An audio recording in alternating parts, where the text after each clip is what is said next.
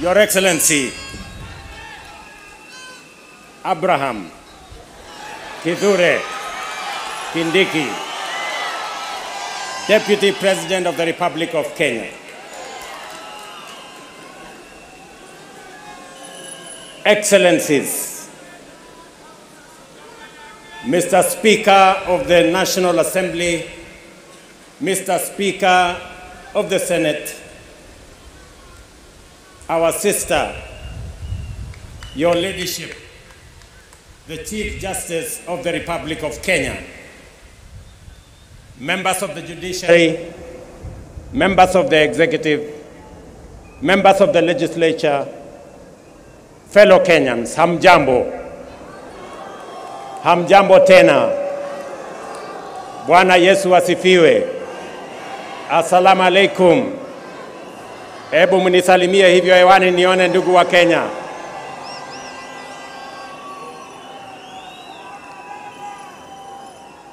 I am proud to witness the swearing in of the Honorable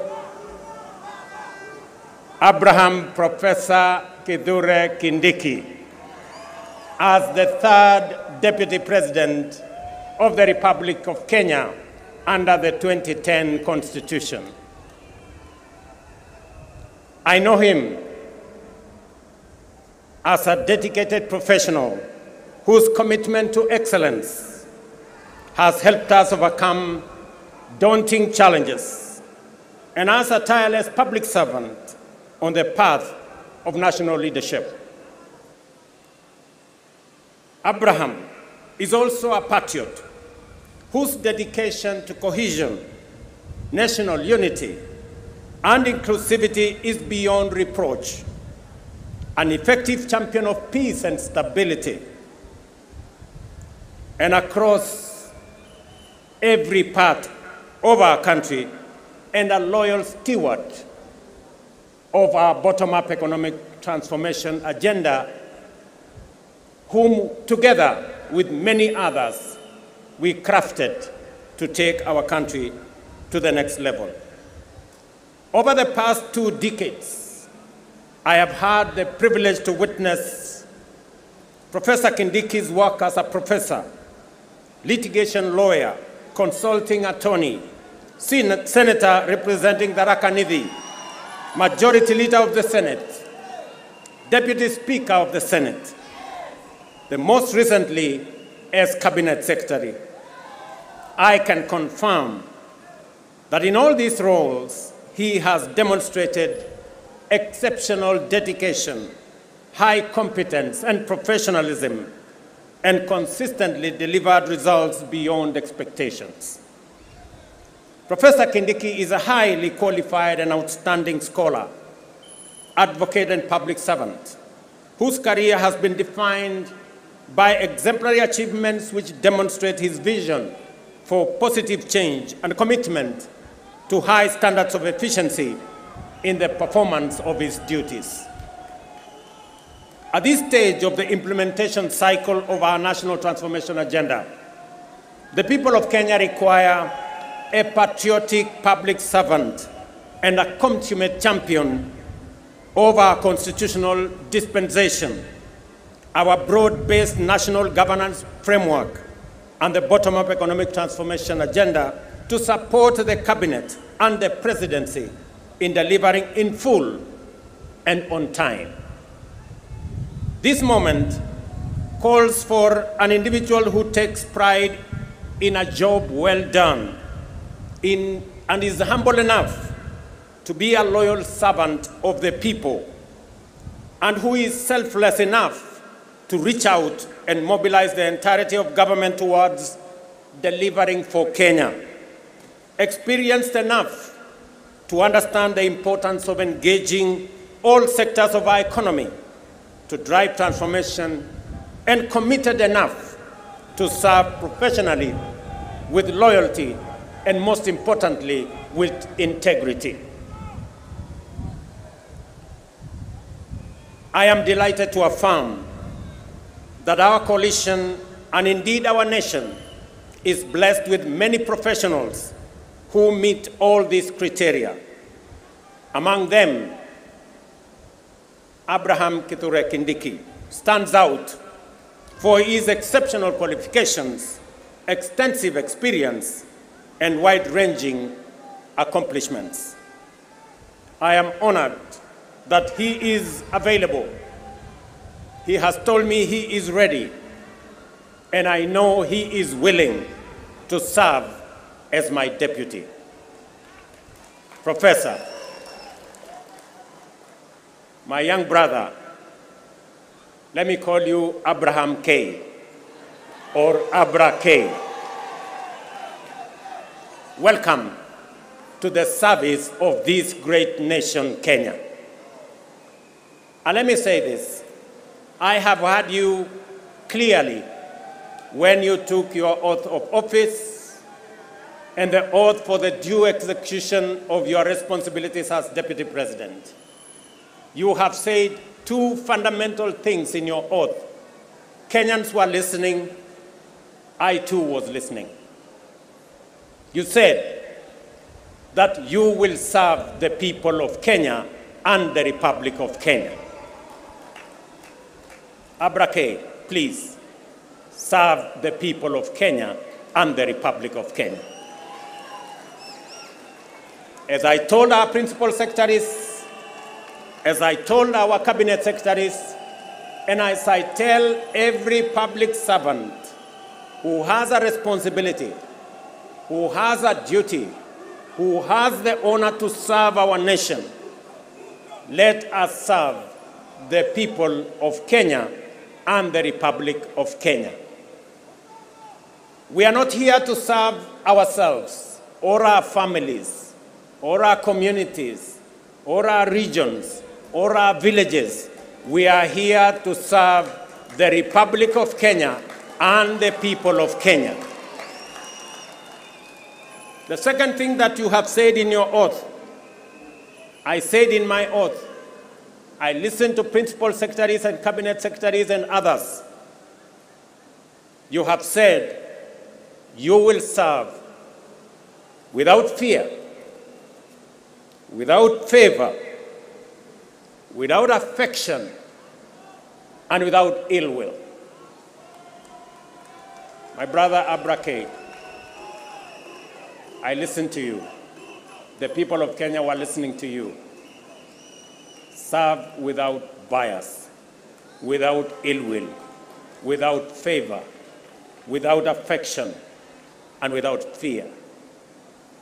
So that together, the people of Kenya can know that their public servants, all of us, elected, appointed in different categories, shall know that we have one nation, one country, one people, and we are called upon by the Constitution of Kenya to serve them without bias, without fear, without favor.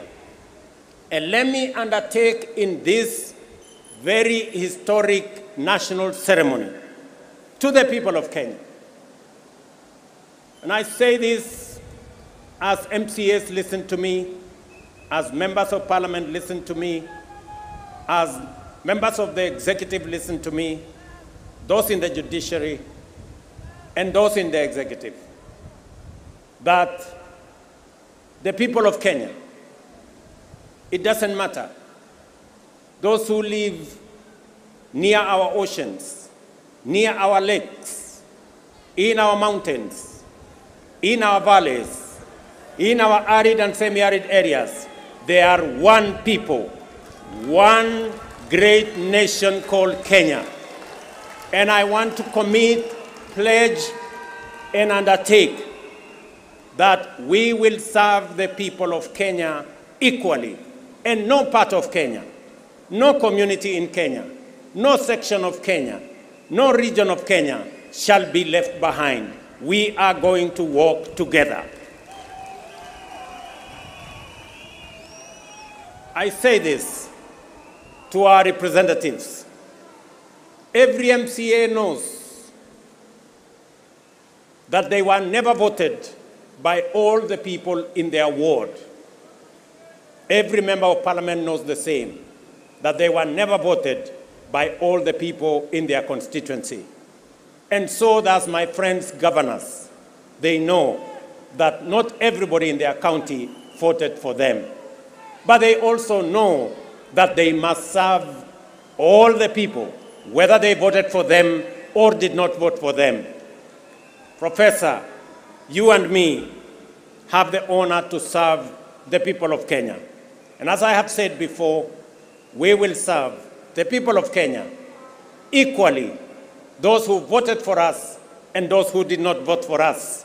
The government of Kenya equally belongs to all the people of the Republic of Kenya.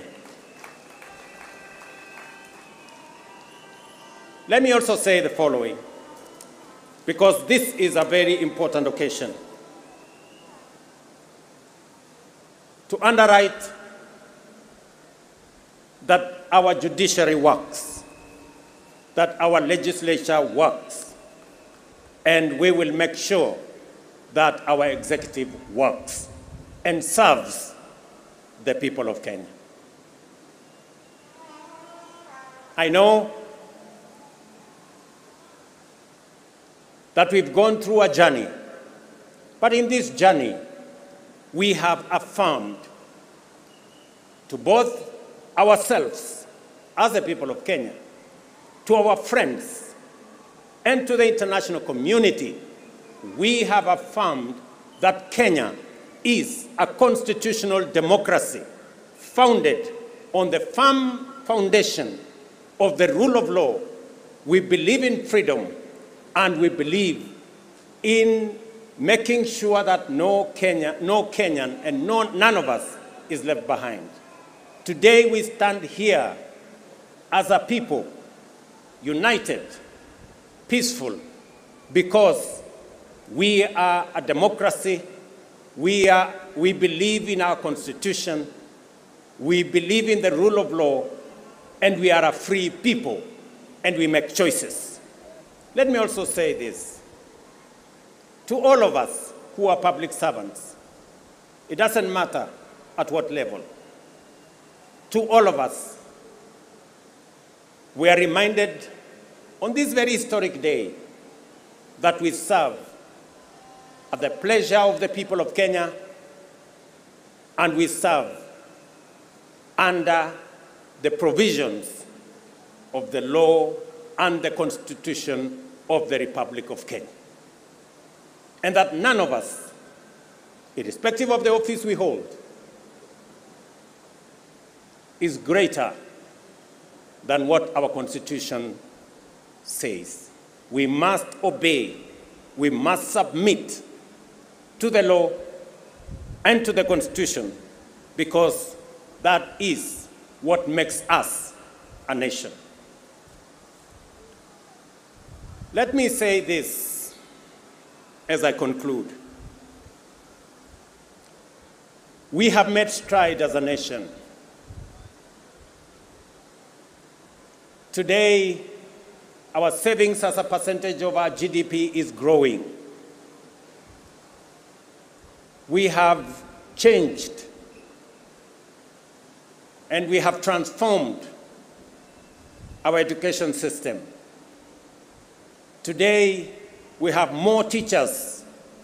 We just announced another 20,000 teachers. We have a new funding model that is student-based, which we are refining to make sure that no child in Kenya is left behind. My dear Professor Kindiki, I need your voice. I need your intellect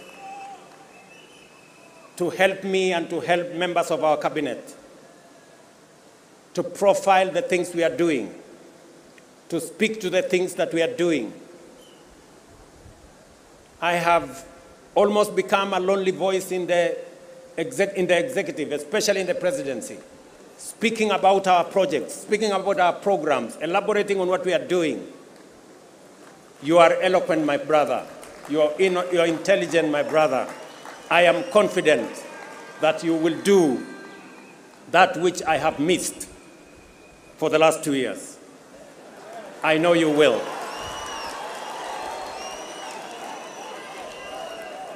We have a huge program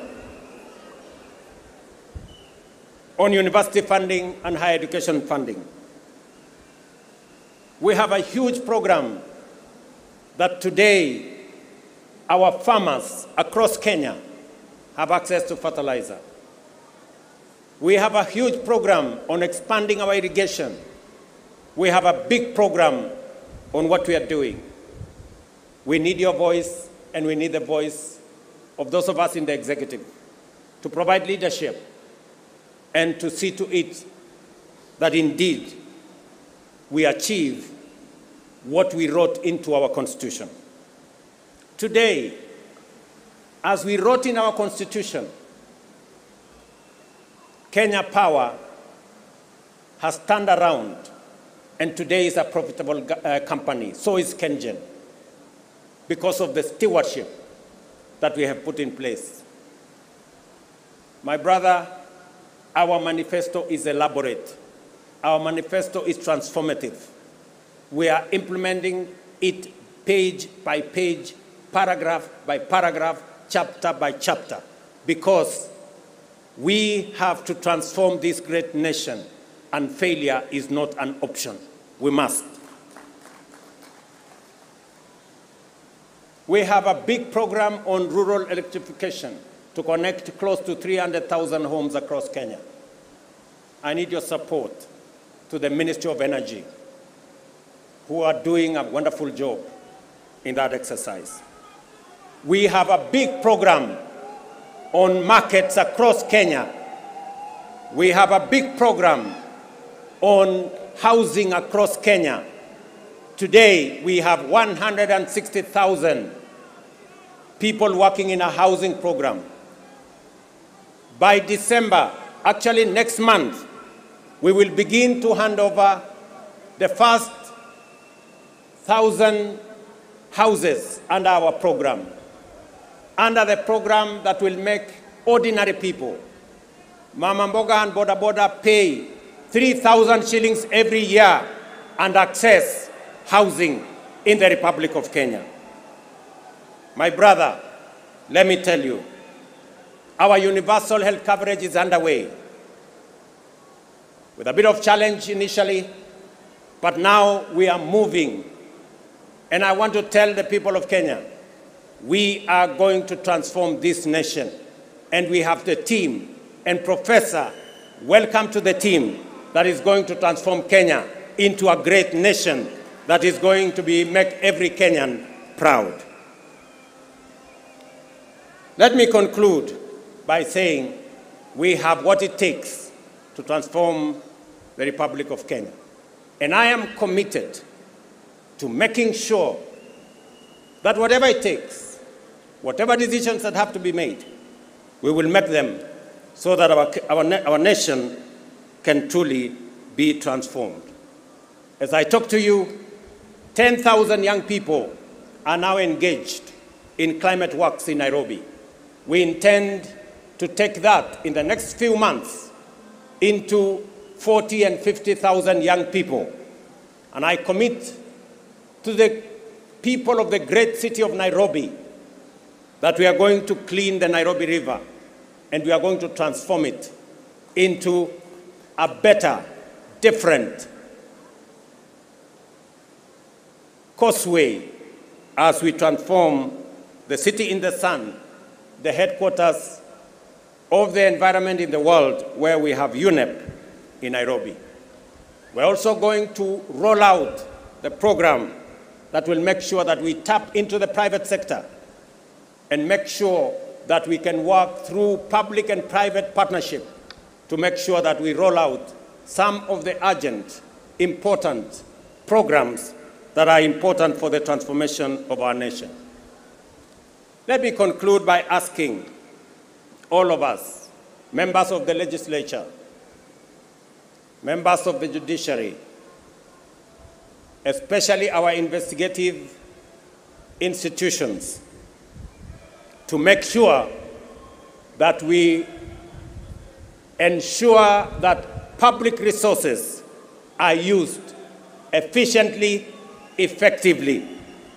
I call upon the Office of the Director of Public Prosecution, the offices of the DCI, and the offices of the IG to work with the judiciary so that the corrupt can be firmly, decisively dealt with in the Republic of Kenya, and the citizens of the Republic can get